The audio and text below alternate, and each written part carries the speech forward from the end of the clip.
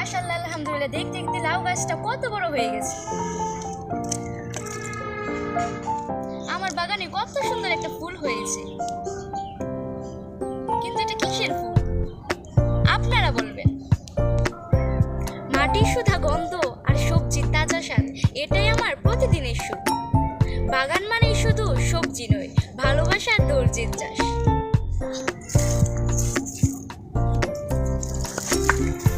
আমাদের নবী হযরত মুহাম্মদ সাল্লাল্লাহু আলাইহি সাল্লাম বলেছেন, মানুষের কাছে হাত পাতার চেয়ে কাঠ কেটে পিঠে লাকড়ি বেঁধে নিয়ে বাজারে বিক্রি করা অনেক ভালো।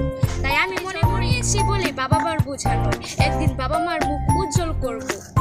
আর ততদিন পর্যন্ত কঠোর পরিশ্রম করেই যাব ইনশাআল্লাহ। আল্লাহ হাফেজ।